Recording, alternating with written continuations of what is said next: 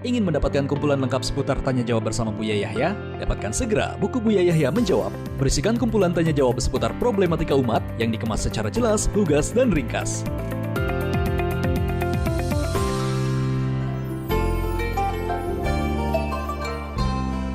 Assalamualaikum. Waalaikumsalam warahmatullahi wabarakatuh. Mari kita berselawat terlebih dahulu, Ibu. Allahumma salli ala Sayyidina Muhammad wa ala ali Sayyidina Muhammad. Allahumma shalli alaihi. Dengan Ibu siapa dan dari mana? Dengan hamba Allah di Dharma Kuningan. Baik, Ibu bisa bertanya kepada Buya. Baik, jazakallah. Assalamualaikum warahmatullahi wabarakatuh, Buya. Assalamualaikum warahmatullahi wabarakatuh. Semoga Buya beserta keluarga dan para pejuang al-bahjah selalu dalam lindungan Allah Subhanahu wa taala. Ini tentang masa lalu saya yang dulu selama bertahun-tahun saya diuji oleh Allah dengan penyakit waswas, Buya. Sehingga waswasnya itu memang sangat membuat hati saya gelisah. Was-wasnya itu ketika wudhu dan juga ketika sholat. Itu berawal ketika saya ada di Jakarta dulu.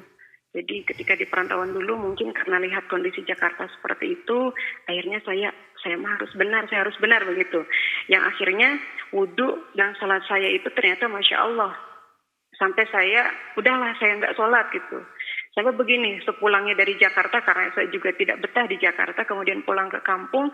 Nah di kampung itu ternyata was-wasnya itu masih ke bawah gitu. Ketika di kampung saya sampai mengucapkan ketika mau sholat atau wudhu itu sampai mengucapkan begini, seperti nazar, Buya. Jadi kalau saya membatalkan dan mengulang-ulang sholat saya lagi, saya sampai ke murtad, na'udzubillah, Buya. Itu Masya Allah, na'udzubillah. Itu saking saya tidak maunya saya mengulang-ulang sholat dan wudhu karena was-was, Buya.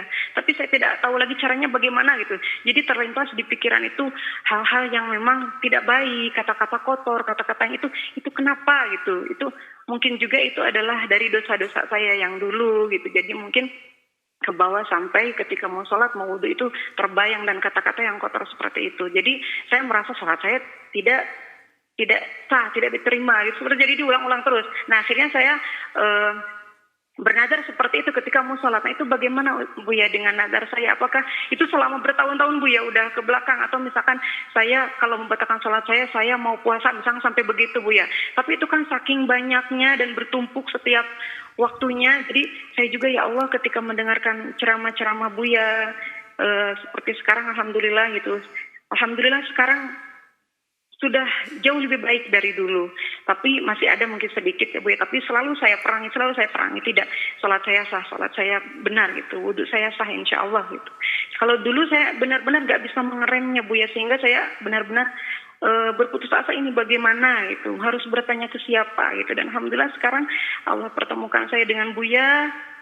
Dan mudah-mudahan Buya bisa memberikan solusinya. Meskipun saya sudah tahu Buya pasti marah ya, kasarnya seperti pasti marah dengan orang-orang yang waswas, sehingga orang waswas itu bisa sembuh kembali, Buya. Mohon pencerahannya, Buya. Itu saja, syukran. Assalamualaikum warahmatullahi wabarakatuh. Waalaikumsalam warahmatullahi wabarakatuh. Masya Allah. Yang pertama adalah Buya tidak marah kepada orang was-was. Cuman Buya itu mengingatkan orang was-was agar sadar kalau itu penyakit, biar cepat sembuh. Bukan marah. Mohon maaf ya, kadang-kadang memang ya orang was-was mungkin bikin stres juga kadang-kadang. Pertanyaannya itu saja. Mula-mula saya juga memang kadang pernah marah, tapi saya nyesel, astagfirullah nanti. Paling dia orang sakit, nggak bisa kita perlakukan sama seperti orang sehat. Orang sakit, orang sakit. Kalau kita lagi ngerawat orang sakit, tiba-tiba ngeludahi muka kita, ya namanya orang sakit. Langsung kita tempeleng gitu, ya enggak dong. Cuman dari yang was-was sendiri, kalau dibiarkan was-was itu akan terus menjadi-jadi. Jadi sederhana, kalau Anda lawan, kalimat saya mungkin salah waktu itu. Maksud melawan itu bukan melawan, nyuekin, kita rubah bahasanya. Mohon maaf ya, Anda cuekin, jangan Anda lawan. Kalau Anda lawan, Anda tuh melawan tadi itu. Kalau aku kan nazar, itu Anda melawan. Seperti Anda kalau ketemu orang nyinyir, Anda lawan tambah jadi. Yang paling enak Anda cuekin, diem nanti. Jadi was-was itu nyinyir. Itu setan nyinyir tuh, was-was itu. Sudah wudhu, dibilang belum wudhu. Sudah wudhu, belum. Sudah, itu nyinyir dia. Makanya dicuekin. Kalau ketemu orang nyinyir bagaimana? Dicuekin. Diam saja. Seolah-olah dengar, nggak dengar sudah. Anda diam sendiri dia. Kalau Anda lawan itu, makanya termasuk akan aku nazar, itu melawan, tambah jadi. Jadi gimana? Pokoknya aku penuhi syaratnya, aku wudhu selesai, Anda tinggal, Anda jangan mikir wudhu. Cuekin saja, langsung, jangan. Kalau mau, enggak, aku enggak mikirin lagi. Enggak mau mikirin. Anda pikir yang lain, baca ini. Langsung Anda alihkan. Itu caranya. Mungkin ini adalah, selama ini kami ngomong melawan itu kalimatnya aja kurang tepat waktu itu. Sekarang sudah ketemu kalimat yang tepat. Bukan dilawan. Enggak, lawan tambah jadi, enggak kuat kita. Enggak kuat melawan was-was itu. Enggak kuat orang melawan was-was. Tapi cuekin.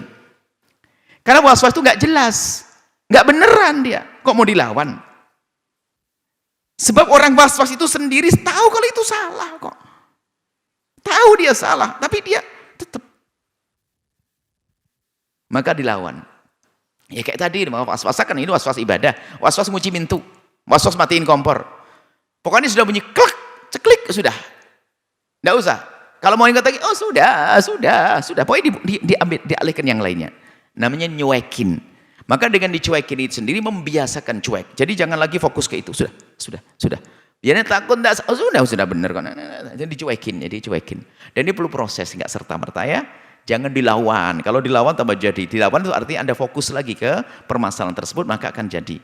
Baik. Maksudnya dia nazar dan sebagainya bisa jadi nazar untuk menghentikan ya kalau sampai terjadi, tapi bukan Anda fokus. Kalau terjadi saya ngulang lagi, maka saya akan Anda ucapkan bebas saja. Saya akan bayar 100.000 kayak begitu. Tapi di saat Anda mikir ingat duit itu sebenarnya ingat penyakitnya. Enggak fokus apa Anda fokus lagi. Allah kalau sampai 2 kali 100.000. Anda ingat lagi dengan penyakitnya.